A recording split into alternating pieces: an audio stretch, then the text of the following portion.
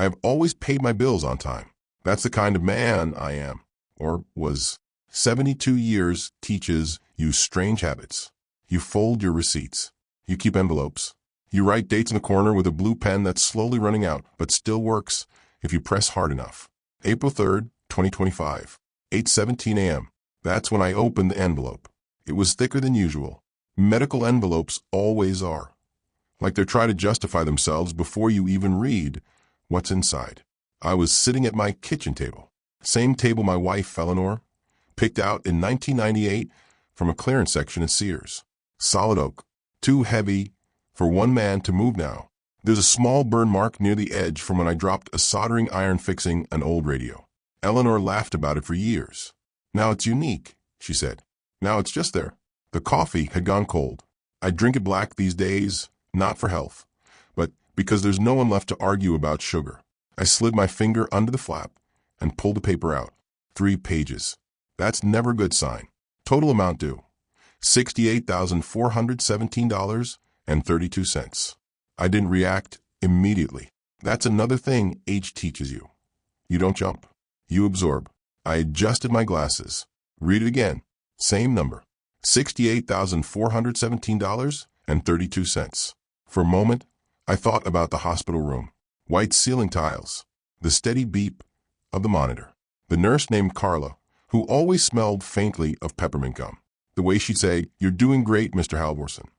Like I was a child learning to walk again. Hip replacement, they said. Routine. Routine doesn't cost $68,000. I turned the page. Insurance covered part of it. Of course they did, just not the part that mattered. Out-of-network surgical team. Additional post-operative care. Unapproved rehabilitation extension. Words designed to sound reasonable. Words that cost money.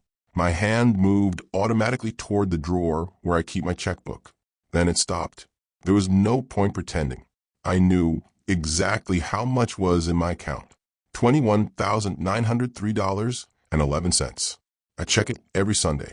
Same ritual as the receipts. There's a particular kind of silence that settles in a house when you realize a number doesn't work. It's not loud, not dramatic, just final. I folded the paper carefully, aligned the edges, put it back in the envelope. Then I did something I hadn't done in years. I reached for my phone and called my son. Daniel answered on the 4th ring. "Hey, Dad, what's up?" Background noise. Keyboard typing. He always calls while doing something else. Efficiency, he calls it. I call it something else. But I've learned to keep that to myself. "Daniel," I said, clearing my throat. "Do you have a minute?" A pause. Not long. Just enough to make the question feel inconvenient. "Yeah, sure. I'm in between meetings." "Of course he is.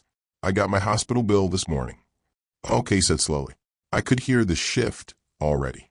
That careful tone people use when they sense responsibility approaching. It's higher than I expected. "How much are we talking?" I looked at the envelope in front of me. My finger rested on the crease. 68,000. Silence. Not shock. Not concern. Calculation. "That doesn't sound right," he said finally. "It's what they sent." "Did you talk to insurance?" "They sent the explanation." Another pause. "Well," he exhaled, "you know how these things go. Hospitals always overcharge. You should appeal it." I almost smiled. Appeal it. Like it's a parking ticket. "I will," I said. But in the meantime, there was the moment. I didn't rush it. Didn't dress it up. I might need some help covering part of it. The keyboard stopped. Completely.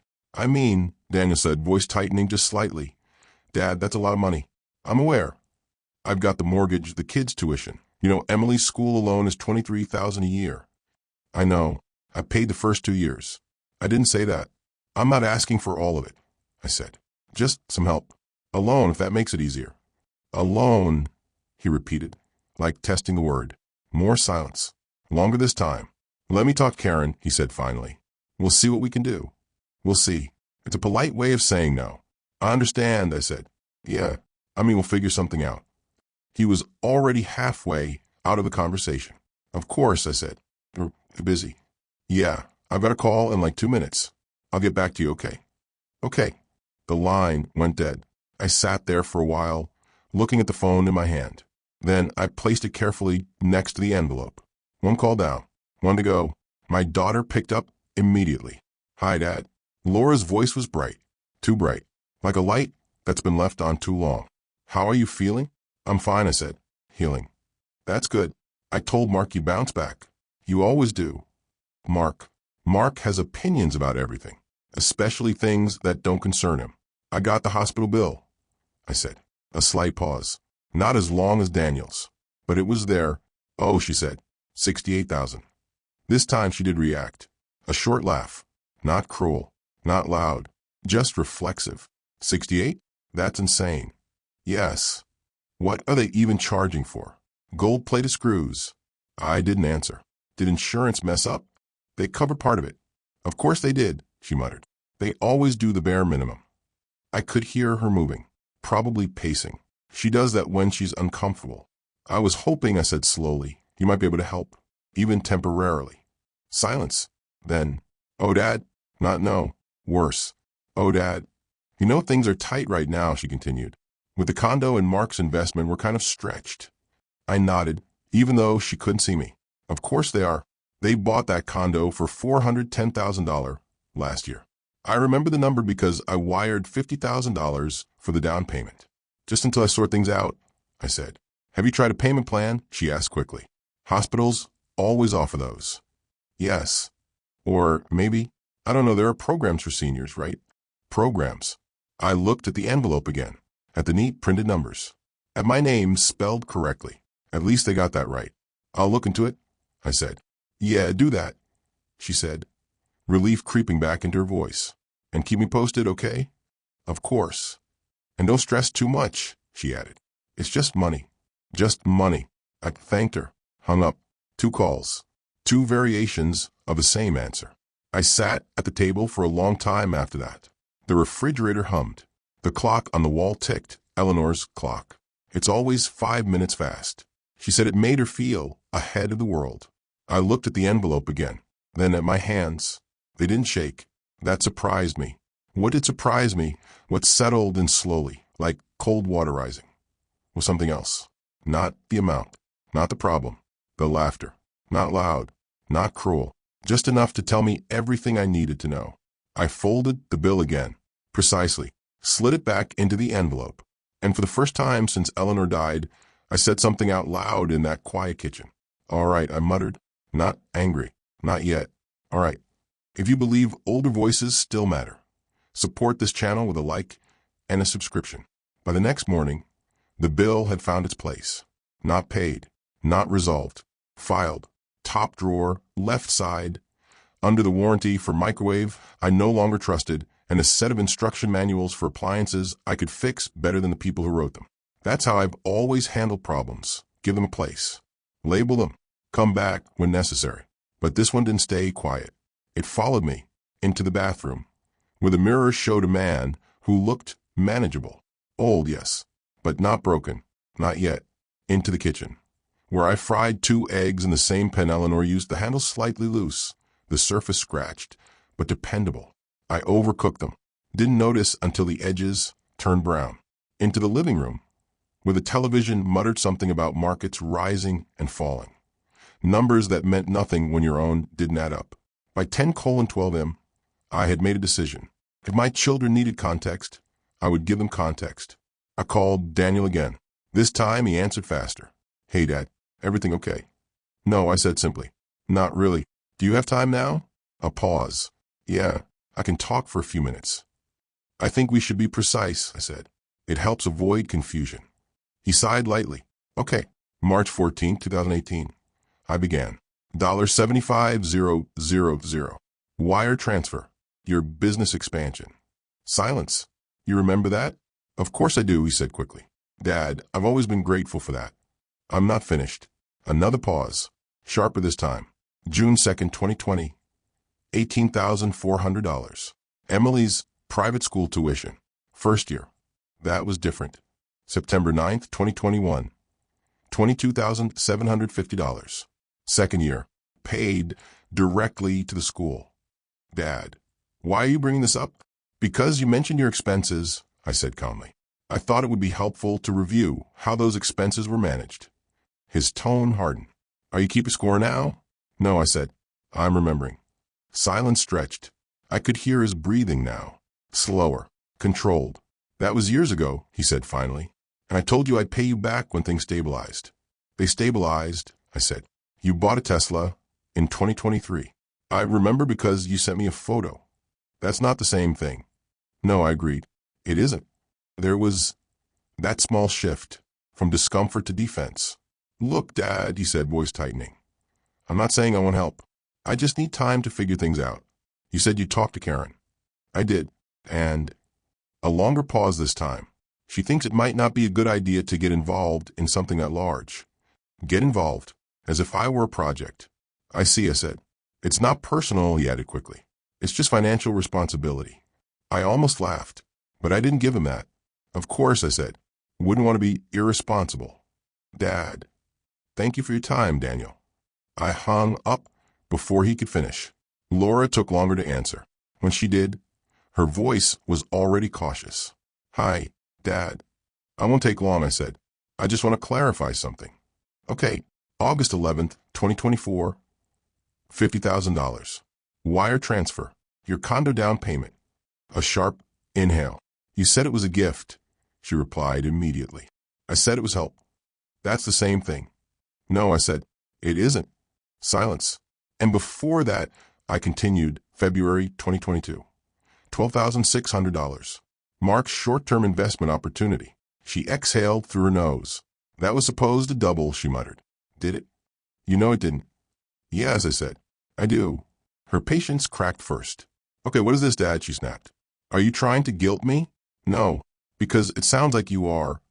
I'm trying to understand something, I said. When you needed help, it was urgent.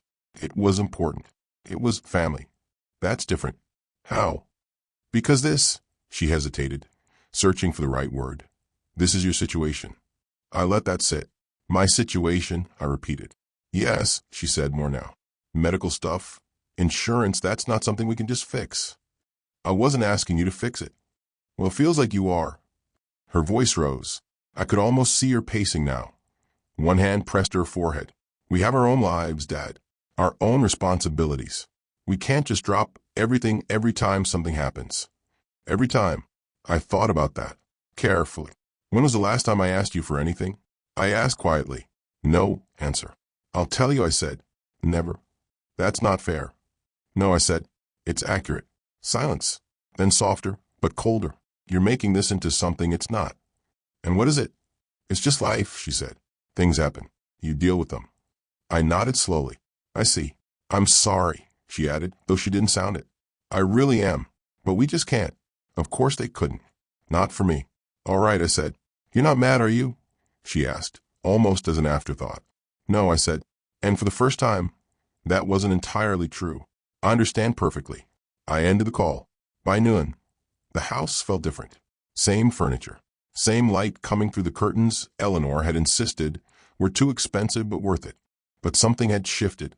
Clarity, perhaps. Or maybe just the removal of a very old illusion. I went back to the kitchen, opened the drawer, took out the envelope. $68,417.32. I stared at the number for a long time. Then I reached for another folder. Thicker, older, property documents, bank statements, deeds, papers I hadn't looked at in years. Not because I'd forgotten about them, but because I hadn't needed to remember. Until now. Not your problem, I said quietly. The words didn't sound bitter. Just noted. I sat down, opened the folder, and that's when I found something I hadn't been looking for. Something dated January 12th, 2026, with my name on it, and Daniel's, and Laura's. I adjusted my glasses and started reading. At first, I thought it was a mistake. That's the polite explanation the mind offers before it accepts something uglier. The paper was crisp, too crisp, not something that had been sitting in my drawer for years. It didn't belong among warranty cards and faded receipts. January 12th, 2026, 3 months ago. I sat down slowly, the chair creaking under me like it always did at that particular angle. Left leg slightly shorter, something I kept meaning to fix and never did. My name was typed correctly. That impressed me more than it should have. Preliminary guardianship discussion. Halvorson, Arthur J. Guardianship. I read the word twice. Then a third time, slower. There's a difference between not understanding something and not wanting to understand it. I understood it perfectly. I just didn't like where it was going. Below my name were two others. Daniel Halvorson, Laura Simmons. My children, listed neatly, professionally, like beneficiaries in a will, or participants in something coordinated. My thumb pressed against the edge of the page, feeling the slight indentation of a stapled corner that had once held more papers together. There had been a full packet. This was just what slipped through. I kept reading. Concerns regarding financial decision-making capacity, recent medical procedures, and recovery complications. Recommend evaluation for assisted living placement. Assisted living. I leaned back in my chair and stared at the ceiling. Same ceiling I had painted myself in 2004. Took me 2 days, and a ladder that wobbled if you leaned too far left. I remember Eleanor standing below, arms crossed. "You're going to fall," she said. "I won't." "You will." Then, not then. Now, I wasn't so sure.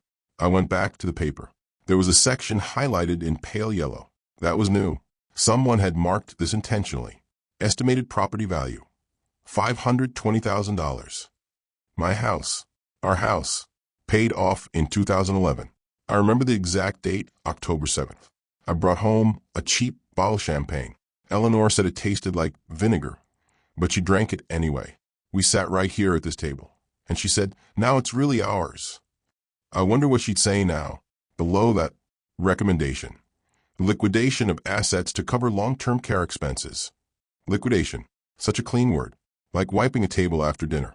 My hands were steady. That bothered me. I expected anger. Shock. Something dramatic. Instead, there was recognition. Pieces clicking into place. Daniel's careful tone. Laura's pacing. The way both of them avoided specifics. This wasn't new to them. This was planned. I stood up and walked to the window. The backyard looked the same. Grass slightly uneven. The fence leaning just enough to notice if you cared. I used to care. Now I just observed. Across the street, Mrs. Klein was watering her plants. Same pink robe, same slow movements. She waved when she saw me. I waved back. Normal things continued. That's the strange part. Your life can be quietly dismantled on paper while the world waters its flowers. I went back to the table. There was a name at the bottom of the page. Henderson and Cole Legal Advisory. A phone number. An address. Downtown. I recognized the building. Glass front. Too modern for my taste. I picked up my phone, then put down again. Not yet. Instead, I did something simpler. I called Daniel. He answered quicker this time. "Dad, I found something," I said. A pause. "What do you mean?" January 12th. A document. My name. Your name. Laura's. Silence. Not confusion. Silence. Guardianship, I added. The word landed between us like a dropped plate. "That I can explain." "Please do." His breathing changed. "Fast enough. It's not what it looks like. It looks like you're planning to take control of my finances and sell my house." "That's not," he stopped, restarted. "It's about making sure you're taken care of. By selling my house, if necessary, and declaring me incapable." "We haven't declared anything," he snapped. "It's just preliminary." Preliminary, like testing the water before pushing someone in. "Does Laura know?" I asked. Another pause. "Yes, of course she does." "Were you going to tell me?" I asked. We were waiting for the right time. I almost smiled. "There's never a right time for something like this," I said. "Dad, you just had surgery. You're dealing with bills you can't handle. I asked for help, and we're trying to help by preparing to remove me."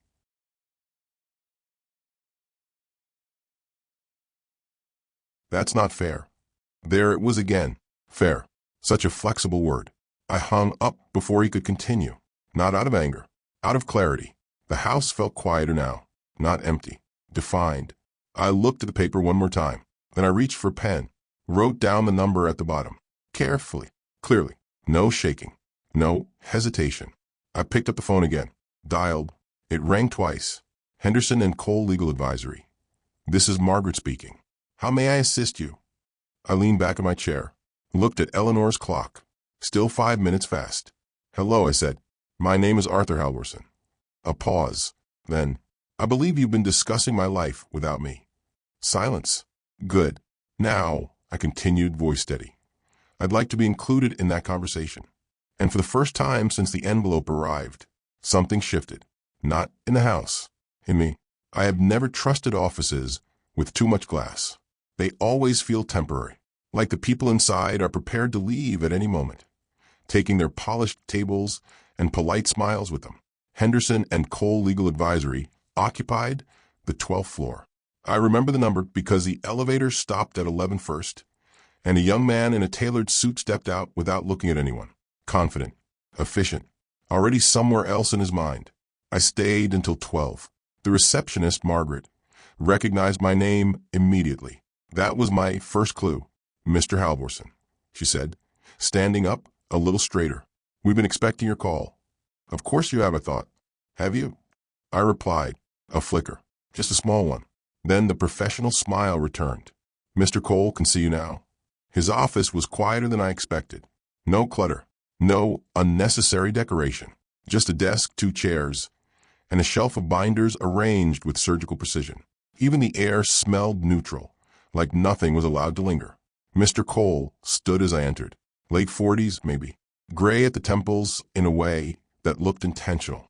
Mr. Halvorson, he said, extending his hand. Please, it. His grip was firm, measured, not the kind of handshake that tries to prove anything. I sat, placed my hat on my lap. I don't know why I brought it. Habit, I suppose. Eleanor used to say a man should never walk into a serious conversation empty-handed. I reviewed the document you referenced, he began. I imagine you have, I said. Another flicker. They came to us in January, he continued. Your son and daughter. I gathered that. They expressed concerns about your ability to manage your finances following your surgery. I hadn't had surgery in January. No, he agreed. But they anticipated complications. Anticipated. I leaned back slightly. They were planning ahead, I said. That would be one way to describe it. And yours? He held my gaze for a moment longer than necessary. Preemptive control, he said. I appreciated that.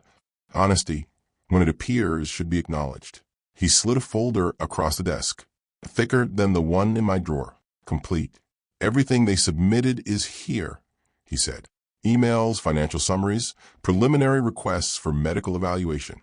I open it. Paper has a sound when it's new, a crispness that suggests intention. The first page was an email from Daniel Halvorson to Laura Simmons. Date, January 8th, 2026, 9:14 p.m. We need to move on this before he starts making decisions we can't undo. I read twice, then continued. If we wait until something happens, it'll be messier. Better to have everything in place. Messy. I turned the page. Laura's reply. Agreed. Especially the house. Market's good right now. $500K minimum, maybe more. Minimum. Another page. We'll need medical documentation. Something about cognitive decline or post-surgical risk. I stopped there, looked up. Mr. Cole didn't say anything. He didn't need to. They don't think I'm incapable, I said slowly. No, he replied. They think it would be useful if you were declared that way. There's a difference. A very important one. I closed the folder, carefully, aligned the edges. Old habits. What are my options? I asked. He didn't hesitate. Several, he said. The most immediate, block any guardianship petition before it's formally filed. They haven't filed yet? No. They were gathering documentation first, building a case. Of course they were. Daniel always did like preparation. And after that, I asked. He leaned forward slightly. That depends on how far you want to take this. I considered that. Looked out the window, behind him.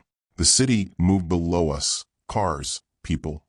Decisions being made without ceremony. I want clarity, I said. And justice. I thought about Laura's voice.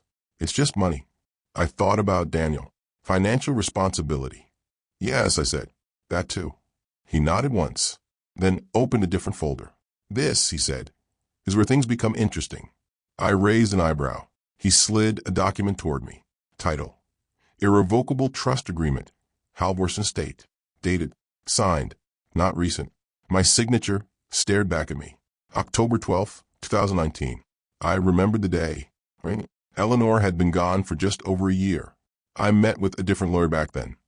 Old man named Peters who smelled like pipe tobacco and peppermint. You don't trust them, he said.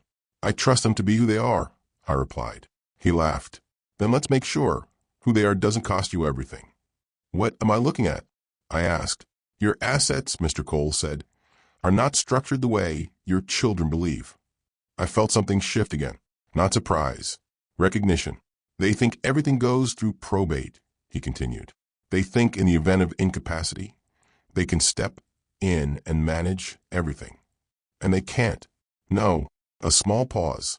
They can't touch it without triggering conditions that would remove them entirely. I looked slow. Precisely. The house. The accounts. The investments Eleanor and I built over 40 years of quiet decisions and second thoughts. Protected. Layered. Not easily accessed. Not by anyone who approached them with the wrong intent. And if they proceed? I asked. He folded his hands. Then we respond. How? He allowed himself the smallest hint of a smile. With documentation. I understood. Paper against paper. Truth against assumption. I stood up. My knees protested, but less than they used to. Mr. Cole, I said, I believe my children are planning conversation. He nodded. Most likely. A family discussion about my future. Yes. I picked up my hat, placed it back on my head. Good, I said. He watched me carefully. Would you like me present? He asked. I adjusted the brim slightly. Thought about the envelope, the laughter, the word liquidation. Yes, I said. A short pause. Wednesday, I added. 6:00 p.m. dinner. He nodded once. I'll be there. On the way home, I stopped at the grocery store. Bought salmon. Fresh. Not the frozen kind Daniel complains about when he visits, which is rare. A bottle of white wine Eleanor used to like. Sauvignon Blanc. Too sharp for my taste. But she insisted it paired well with fish. I set the table that evening. 4 plates. 4 glasses. Knives aligned. Forks exactly 1 inch from the edge. Details matter. They always have. At 5:12 p.m., my phone buzzed. Daniel, we need to talk. Tomorrow. All of us. Of course we do. I typed back slowly. Wednesday, 6:00 p.m. dinner. My house. 3 dots appeared. Disappeared. Then, okay. I placed the phone face down on the table. Looked around the room. Same house. Same furniture. Same man. But not the same situation. Not anymore. Preemptive control, I muttered. Then after a moment, let's see how that works out. At 5:42 p.m., I turned off the stove. The salmon rested in the pan, skin crisp just enough, the smell of butter and garlic settling into the kitchen like something familiar, something honest. I plated it carefully, 4 portions evenly cut. Rice on the side. Steamed asparagus, slightly overdone, the way Eleanor used to make it when she got distracted by conversation. I set the wine out, but didn't open it. Not yet. The clock on the wall read 5:55. 5 minutes fast, which meant I still had 10. I stood at the table and adjusted the fork near Daniel's plate. It was half an inch too close to the knife. That bothered me more than it should have. Details matter. At exactly 6:01 p.m., I heard the car door outside. 2 doors, actually. They arrived together. Of course they did. Laura walked in first. She always does. Even as a child, she had that habit, entering rooms like she belonged to them more than anyone else. Hi, Dad, she said, leaning in for a quick hug. Light, careful, like I might break, or, worse, ask something of her. Laura. Daniel followed behind her slower, his expression already set into something neutral. Controlled. Dad. We shook hands. That told me everything. We sat down. Chairs scraped softly against the floor. The kind of sound that fills space when no one wants to speak first. I made salmon, I said. Smells good. Laura replied automatically. Daniel nodded, but didn't touch his fork yet. They exchanged a glance. There it was. Coordination. Dad, Daniel began, folding his hands on the table. We've been talking. I assumed so, I said. Laura exhaled, as if preparing herself for something unpleasant but necessary. This isn't easy, she added. It rarely is. A pause. Then Daniel leaned forward slightly. We're concerned about you. I took a sip of water. Because of the bill, I said. Not just that. Laura jumped in. The surgery, the recovery, the overall situation. Overall situation. Such a convenient phrase. It means everything and nothing at the same time. I'm recovering, I said. The doctor was clear about that. That's not the point, Daniel replied. The point is, things can change quickly at your age. At your age, there it was.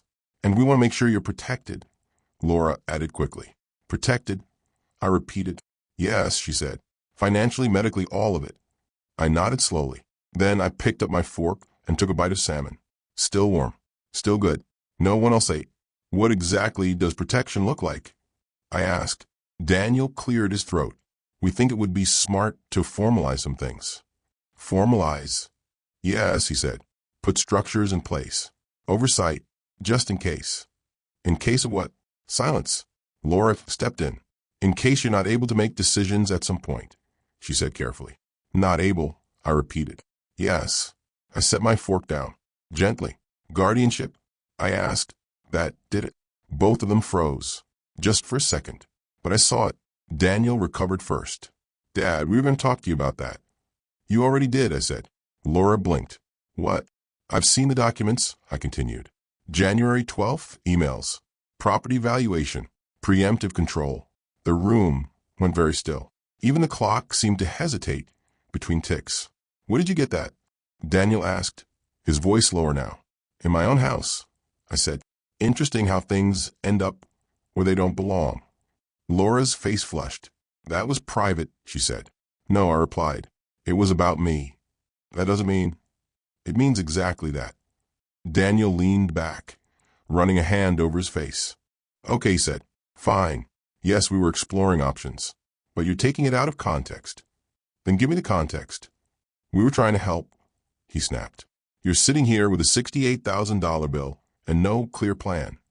I asked for help, and we're offering a solution. A solution that involves declaring me incapable and selling my house, if necessary. The words echoed louder than he intended. Laura winced. I let the silence stretch, long enough for discomfort to settle properly. Then I stood up, slowly. My knee protested, but I ignored it. I think, I said, we should include the rest of the conversation. Both of them looked up. What do you mean? Laura asked. I didn't answer. Instead, I walked to the front door. Open it. Mr. Cole stood on the porch. Right on time. Gray suit. Same measured expression. Professional. Uninvited. At least from their perspective. Good evening, Mr. Halvorson, he said. Mr. Cole, I replied. Please come in. When we returned to the dining room, the shift was immediate. Daniel stood up. What is this? He demanded. Laura didn't speak. She just stared. This, I said calmly, is clarity. Mr. Cole placed his briefcase on the table. Opened it. Took out a folder.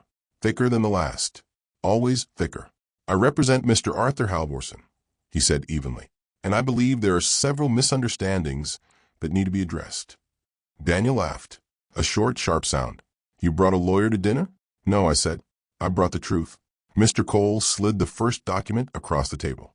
Daniel didn't touch it. Laura did. Her eyes moved quickly, then stopped. What is this? She whispered. Read it, Mr. Cole said. She did. Silently. Then again, slower. Daniel leaned over her shoulder. His expression changed. Not dramatically, but enough. This isn't, he started. It is, Mr. Cole replied.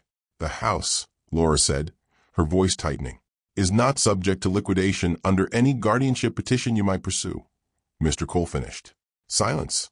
Heavy now. Real. You can't be serious, Daniel said. I'm always serious, Mr. Cole replied. I sat back down, picked up my fork. The salmon had gone cold. I ate. Anyway, for years, I said quietly, I believed I was helping my family. Neither of them spoke. I see now, I continued, that I was preparing for this conversation. Laura shook her head. Dad, this isn't... Don't, I said. Not loud, but final. Mr. Cole opened another document. There's more, he said. Of course there was. There's always more. And this time, they were finally ready to listen. There is a particular kind of silence that follows the truth. It doesn't shout. It doesn't argue. It settles. Heavy. Final. Laura was still holding the document, but her fingers had tightened around the edges, bending the paper just slightly. Daniel stood behind her, reading over her shoulder, his jaw locked in that familiar way he used to have as a teenager when he realized he was wrong, but wasn't ready to admit it. Mr. Cole didn't rush them. He simply opened the next folder. Paper against wood. A soft, deliberate sound. "Let's continue," he said. "This," he placed another document between the plates, "is the full structure of Mr. Halvorson's estate." Daniel finally pulled out his chair and sat down, slowly, as if standing suddenly required more confidence than he had left. Laura didn't move. "Due to the irrevocable trust established on October 12, 2019, Mr. Cole continued, the majority of assets, including the property valued at approximately $520,000, are no longer directly owned in a manner that allows external control through guardianship." Laura's voice came out thin. "What does that mean?" "It means," I said, cutting in gently, "you can't sell my house." Her eyes snapped to mine. "That's not." "It also means," Mr. Cole continued, as if we were discussing weather, "that any formal attempt to declare Mr. Halvorson legally incapable would trigger a review clause." Daniel frowned. "What kind of review?"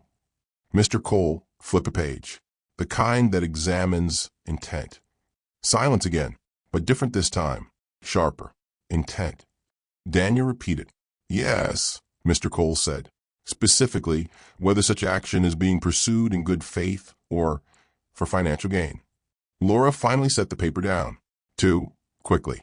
You're twisting this," she said. "We were trying to help him." "Of course you were," I said. My voice surprised even me. Calm, almost polite, but help has a way of leaving fingerprints. Daniel leaned forward. "This is ridiculous," he said. "You're turning this into some kind of accusation." "I'm not turning anything," I replied. "I'm just reading what's already written." Mr. Cole slid one final document forward. This one was different. Shorter. Cleaner. Prepared. "In light of recent developments," he said, "Mr. Halvorson has chosen to make several immediate adjustments."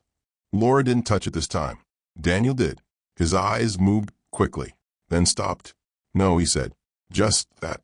Quiet, but absolute." "What is it?" Laura asked. He didn't answer. Didn't look at her. Just kept staring at the page. I reached for my glass of water. Took a sip. Set it down. "Go on," I said. "Read it out loud." He didn't want to. That much was obvious. But he did. "Effective immediately," he began, voice tight. "All prior and formal financial expectations, verbal agreements, and assumed inheritance distributions are hereby revoked." Laura blinked. "What does that mean?" "It means," I said, "nothing is owed." Daniel swallowed. Kept reading. "All future asset allocations will be redirected under revised terms, including but not limited to medical expense coverage, long-term care planning, and designated charitable contributions." Laura's chair scraped as she finally sat down. "Charitable," she echoed. "Yes," I said. She looked at me like she didn't recognize me. "Dad, what are you doing?" I considered that. "Careful." Then answered. "Pay my bills." Mr. Cole stepped in smoothly. "A portion of the estate has already been allocated to cover the outstanding medical balance of $68,417.32, he said. Laura's mouth opened slightly. Closed again. "You said you didn't have the money," she said. "I said I needed help," I corrected. "That's not the same thing." Daniel pushed the document away. "This is punishment," he said flatly. "No," I replied. "This is structure. You're cutting us out." "I'm correcting an assumption." His laugh came back, but this time it was hollow. "You think this is fair?" I leaned back in my chair, looked at him, really looked. "My definition of fair," I said slowly, "change somewhere between your first, we'll see, and your second, that's not our problem." Silence. Laura's eyes filled, but no tears fell. "Not yet. You're overreacting," she said quietly. "This is just money." There it was again, that phrase. So light, so easy. I nodded. "Yes," I said. "It is." I let that sit, then added, "And that's exactly why you won't miss it." Mr. Cole closed the folder. Soft click. Final. "If there are no further questions," he said, "we can conclude here." Daniel stood up, abruptly, chair scraping hard against the floor. "This isn't over," he muttered. I didn't respond, because, for me, it was. Laura stayed seated a moment longer, looking at the table, at the plates, at the untouched wine. "Dad," she started. I raised a hand, not sharply, just enough. "No," I said, not angry, not loud, just done. They left without finishing dinner. The door closed. The house returned to its natural state. Quiet. I sat there for a while. The salmon was cold now. dry at the edges.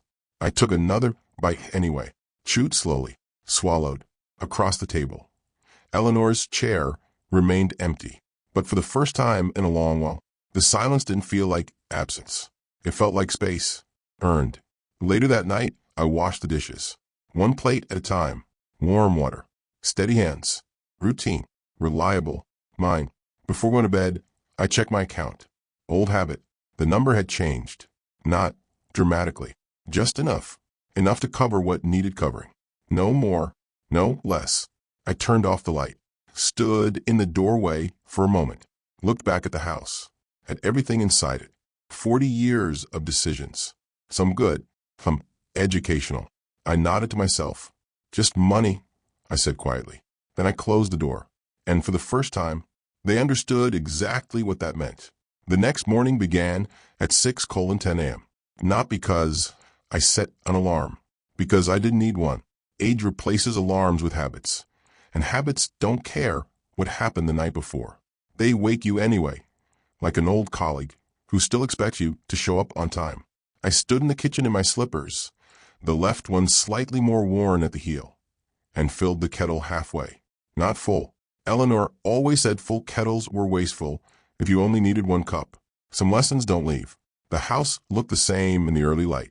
Pale sun slipping through the curtains, catching the dust I keep meaning to wipe, but never quite get around to. The table still set for 4, though I removed 2 plates before the water even boiled.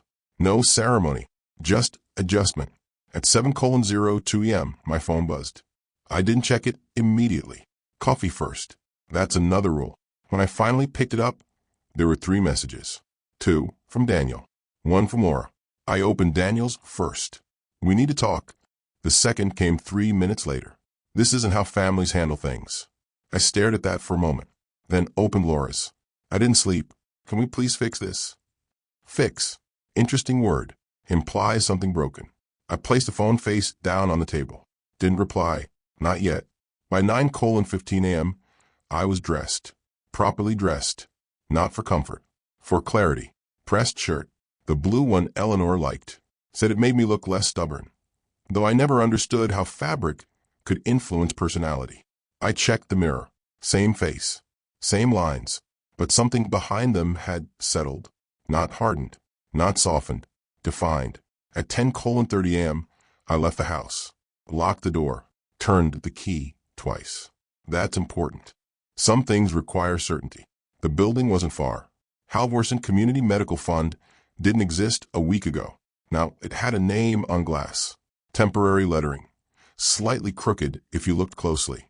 Installed too quickly, probably. But it would do. Inside, the space still smelled like fresh paint and quiet ambition. A desk near the entrance. 2 chairs. A woman in her early 40s organizing paperwork with the kind of care that suggested she actually understood what it meant. Mr. Halvorsen? She asked, standing. Yes. I'm Rebecca.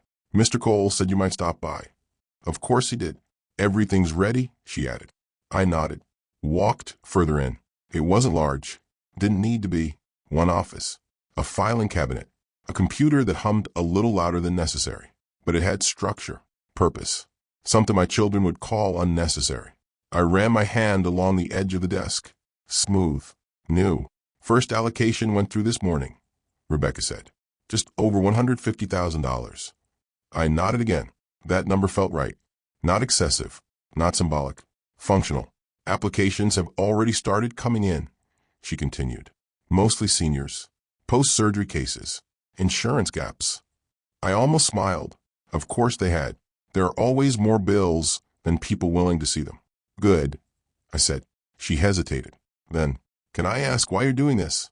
A fair question. I thought about it. Not long. Because I asked for help, I said. And I learned something. She didn't press further. Smart woman. By noon I was back home. The house greeted me the same way it always had. Quiet. Honest. Unimpressed. I hung my coat. Walked into the kitchen. The clock still 5 minutes fast. Some things remain unreliable in the most consistent ways. At 12:47 p.m., the doorbell rang. I didn't rush. Finished my glass of water first. Set it down. Then walked to the door. Laura stood there. Alone. No makeup. No rehearsed expression. Just tired. Hi, she said.